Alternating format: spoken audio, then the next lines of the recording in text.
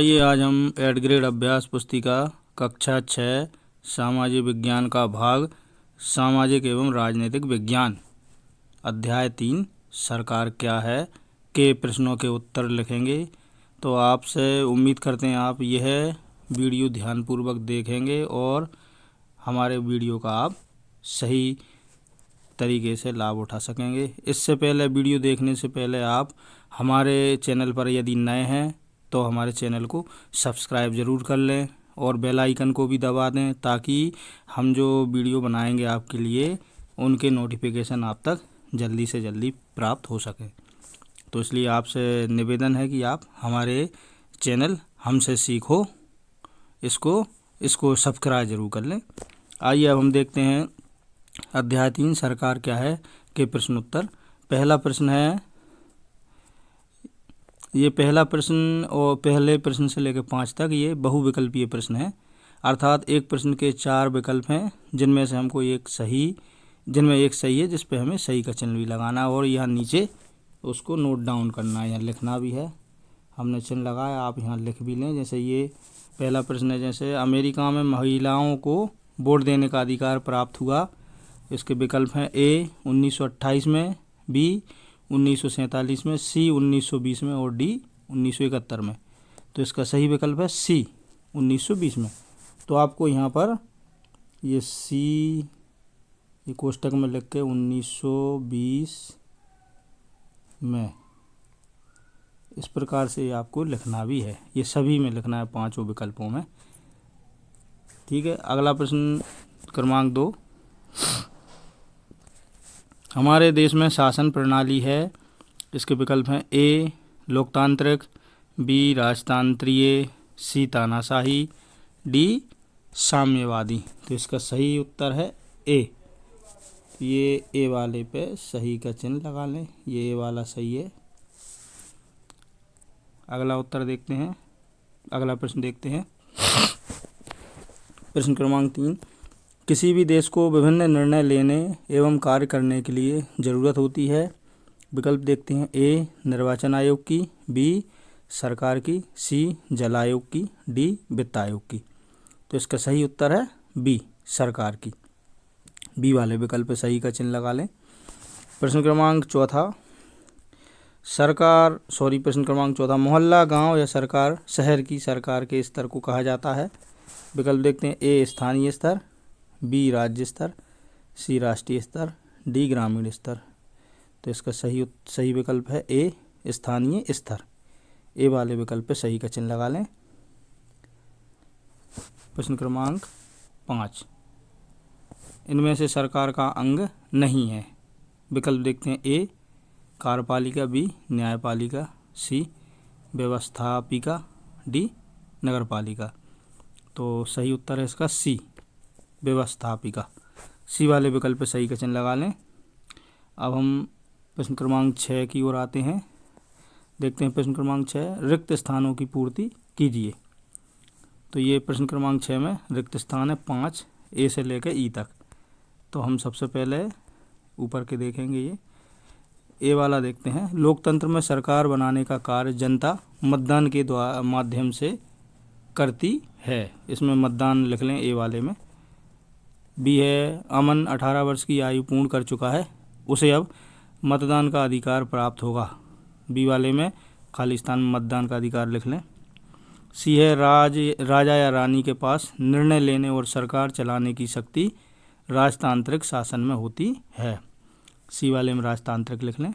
अगला प्रश्न है डी, राज्य स्तर की सरकार का संबंध पूरे राष्ट्र से होता है। राष्ट्रीय स्तर है, राष्ट्रीय स्तर की सरकार का संबंध पूरे राष्ट्र से होता है। इसमें राष्ट्र लिख लें। यह है मध्य प्रदेश सरकार राज्य सरकार का स्तर है, इसमें राज्य लिख लें। प्रश्न क्रमांक 7 देखते हैं, किसी भी देश को सरकार की आवश्यकता क्यों होती है। उत्तर है हर एक देश को विभिन्न निर्णय लेने एवं काम करने के लिए सरकार की ज़रूरत होती है। यह निर्णय कई विषयों में से संबंधित हो सकता है, जैसे महंगाई कैसे कम की जाए, विकास कहाँ कराना है, विकास की ज़रूरत सबसे अधिक किन क्षेत्रों में है, इत्यादि। अब अगला प्रश्न देखते हैं 8वां, सरकार द्वारा किए जाने वाले प्रमुख कार्यों को संक्षेप में लिखिए। उत्तर है सरकार का कार्य नए कानून बनाना, पुराने कानूनों को लागू रखना तथा झगड़ों में मध्यस्थता करना होता है। शासन का प्राथमिक कार्य आदेश को बनाए रखना, संघर्षों का निपटारा करना और समुदाय की रक्षा करना है। सरकार नीतियों, बटनों और अन्य समुदाय के साथ बातचीत करके हमें निर्देशित करती है। प्रश्न क्रमांक 9 है हमारे देश में सरकार किस किस स्तर पर कार्य करती है, उनके नाम लिखिए। उत्तर है भारत में शासन के 3 स्तर केंद्र सरकार, राज्य सरकार और स्थानीय सरकार हैं। केंद्र सरकार राष्ट्रीय स्तर पर कार्य करती है, राज्य सरकार राज्य स्तर पर कार्य करती है और स्थानीय सरकार ग्राम या नगर स्तर पर कार्य करती है। प्रश्न क्रमांक 10 देखते हैं। सरकार द्वारा बनाए गए कानूनों का पालन करना क्यों आवश्यक होता है, अपने शब्दों में लिखिए। कानून का शासन। लोकतांत्रिक समाजों में सरकारें और सत्ता में बैठे लोग देश के कानून के अधीन होते हैं। सत्ता देश के संविधान के नियमों के अनुसार लोकतांत्रिक तरीके से हाथ बदलती है, ना कि बल या युद्ध के परिणाम स्वरूप। लोगों का सामान्य कर्तव्य है कि वे कानून का पालन करें, क्योंकि यह लोकतांत्रिक तरीके से तय किया जाता है। अगला प्रश्न है 11वां। लोकतांत्रिक सरकार से क्या आशय है? उत्तर है प्रजातंत्र एक ऐसी शासन व्यवस्था है जिसमें जनता अपना शासक खुद चुनती है। लोकतांत्रिक सरकार का तात्पर्य है कि ऐसी सरकार जिससे जनता द्वारा जनता के लिए और जनता के हित में चुना जाता है, उसे ही लोकतांत्रिक सरकार कहते हैं। प्रश्न क्रमांक 12। लोकतांत्रिक व राजतांत्रीय सरकार में क्या भिन्नता होती है? उत्तर है राजतंत्र और लोकतंत्र के बीच का अंतर अलग अलग राजनीतिक आधार पर है। लोकतंत्र में निर्णय लेने की प्रक्रिया में जनता को शामिल किया जाता है, जबकि राजतंत्रीय व्यवस्था में निर्णय लेते समय जनता को शामिल नहीं किया जाता है। अब अगला प्रश्न है 13। मतदान के समय मतदाता की उंगली पर स्याही का निशान क्यों लगाया जाता है? उत्तर है मतदान के समय मतदाता की उंगली पर स्याही का निशान इसलिए लगाया जाता है क्योंकि वह एक से अधिक ज़्यादा वोट ना दे सके। प्रश्न क्रमांक 14। सरकार में आम नागरिक अपनी भागीदारी किस प्रकार कर सकते हैं? कोई 2 तरीके लिखिए। उत्तर है एक है आम लोग चुनाव लड़कर नियमों में भागीदारी ले सकते हैं और शासन कर सकते हैं। दूसरा है आम लोग अपने वोट के माध्यम से अपने पसंद का उम्मीदवार चुनकर भी सरकार में भागीदारी कर सकते हैं। प्रश्न क्रमांक 15।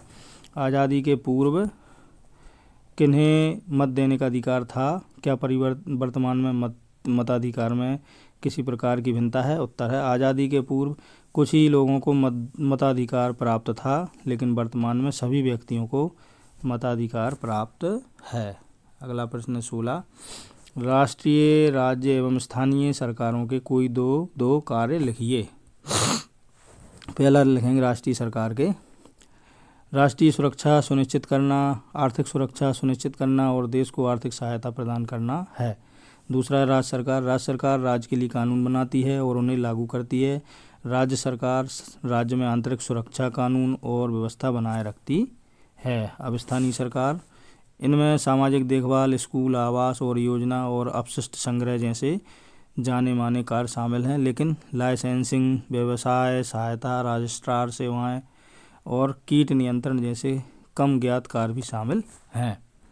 इसी के साथ हमारा अध्याय 3 यहाँ पर समाप्त होता है। यदि आपको हमारा ये वीडियो अच्छा लगा तो हमारे वीडियो को लाइक करें और हमारे चैनल को सब्सक्राइब ज़रूर करें और अंत में बेल आइकन को भी प्रेस करें ताकि आपको आगे आने वाले वीडियो के नोटिफिकेशन शीघ्रता से प्राप्त हो सकें। धन्यवाद।